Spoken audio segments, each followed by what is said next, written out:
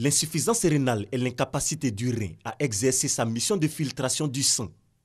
Pour les malades, un traitement palliatif existe, la dialyse pour épurer le sang. Bosson est un habitué du centre d'hémodialyse du CHU de Cocody. Il fait la dialyse depuis maintenant 11 ans. Quand on m'a intégré en dialyse, j'ai perdu mon travail. C'est l'association des dialysés qui m'aide. Ils m'aident vraiment à me soutenir un peu, les médecins et autres. Et les amis aussi qui me paient mes médicaments. Même pour me déplacer, venir en dialyse, c'est difficile. Le kit, mais je n'arrive plus à payer. Pas facile donc de vivre avec l'insuffisance rénale. Et le coût du traitement demeure une réelle préoccupation. Les médicaments nous reviennent très cher. Il faut payer le Mircera, il faut payer du calcium, il faut payer de la vitamine pour aider le corps, sans compter la séance de dialyse, parce que la séance de dialyse c'est 1750. En plus de la séance de dialyse, il y a des traitements, il y a d'autres traitements qu'il faut prendre en compte. Il s'agit par exemple de l'hypertension artérielle. Les patients, certains patients sont hypertendus. Et ce traitement est à leur charge. Ou alors certains patients sont diabétiques. Ce traitement est également à leur charge. Aider les victimes de cette maladie chronique est un engagement pris par ces jeunes cadres. Réunis au sein de l'amicale Anoisé, ils offrent des médicaments et des kits de dialyse aux malades. Un don d'une valeur de 3 millions de francs CFA. Nous voulons attirer l'attention des Ivoiriens pour dire que l'État seul ne peut pas faire. C'est chacun à son niveau qui, par ces petits moyens mis ensemble, peut donner du sourire à ceux qui sont à côté de nous. Par le passé également, ils ont fait également des dons de prise en charge. Ils ont fait une prise en charge à certains patients qui ont des difficultés pour trouver les 1750 francs pour leur kit. Là, ils viennent d'offrir des kits pour 1 mois de dialyse. C'est beaucoup. C'est beaucoup. Et en plus de cela, ils ont offert également des médicaments pour les hypertendus, pour les diabétiques, etc. La Côte d'Ivoire enregistre plus de 5000 malades de l'insuffisance rénale, dont une centaine suit le traitement au centre d'hémodialyse du CHU de Cocody.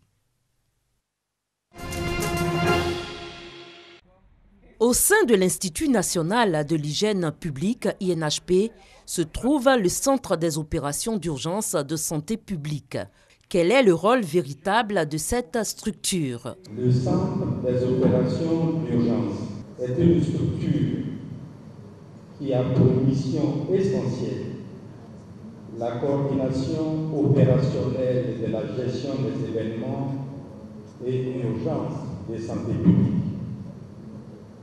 Ce centre apparaît ainsi comme un précieux outil de lutte contre les urgences sanitaires, car la réponse aux flambées épidémiques a un caractère multisectoriel et multidisciplinaire, et le partage de l'information en temps opportun est essentiel pour prendre des mesures.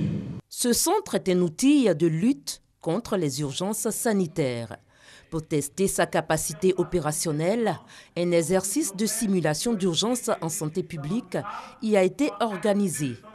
L'exercice de simulation débuté depuis jeudi et qui vient de prendre fin ce jour constitue pour nous l'occasion de tester certaines fonctions essentielles au sein du centre des opérations d'urgence, afin de permettre au centre des opérations d'urgence de jouer pleinement son rôle.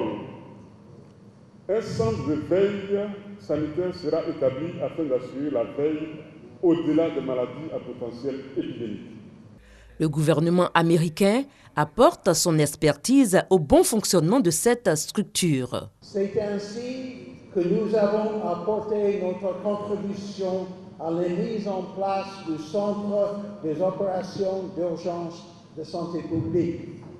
Nous avons aussi appuyé le développement des procédures opératoires standards ainsi que la mise en place des équipes d'intervention publique.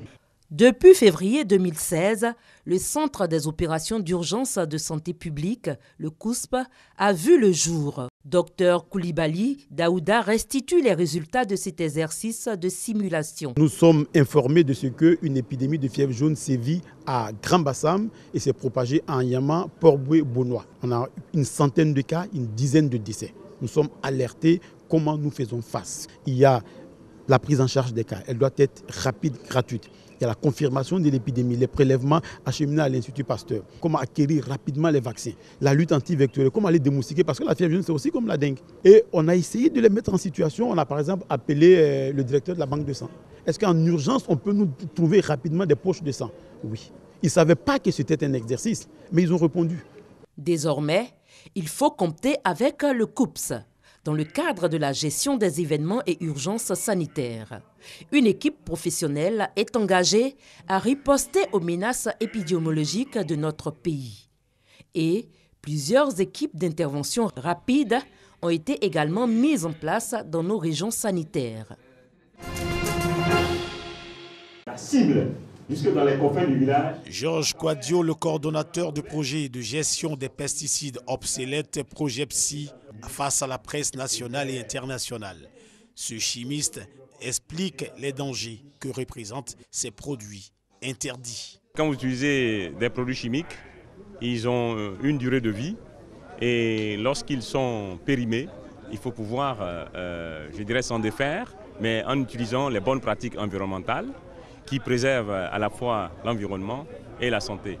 Les pesticides obsolètes sont les pesticides périmés, frauduleux et illégaux.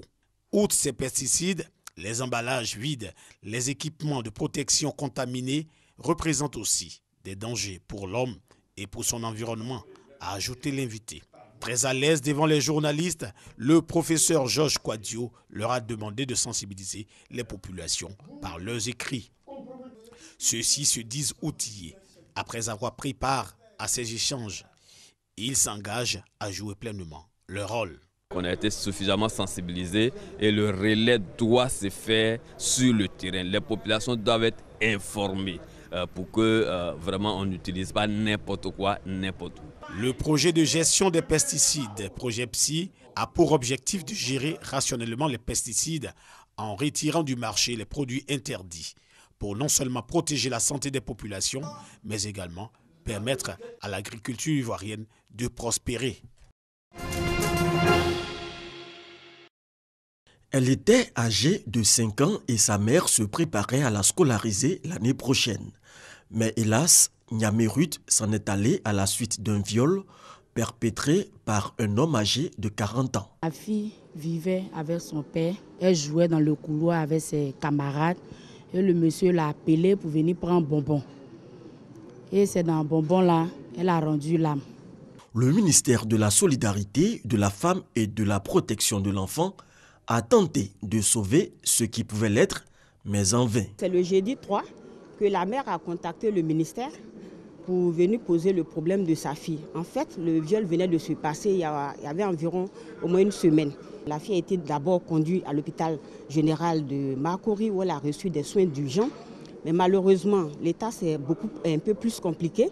Et le lendemain, vendredi matin, elle a été admise aux urgences pédiatriques. Mais déjà, elle était dans un état alarmant, dans un état d'obnubilation. Elle est rentrée dans un coma. Et donc, dans la nuit du mercredi, le 9, elle était admise dans les services de réanimation. Mais malheureusement, rendue l'âme. Devant la dépouille de sa fille, la mère n'a qu'un seul mot à la bouche, justice. En plus de transmettre les condoléances du gouvernement, la ministre Maria Toukone rassure, justice sera faite. De tels actes doivent être punis, c'est un acte criminel. Et je peux vous dire qu'immédiatement, le violeur a été arrêté.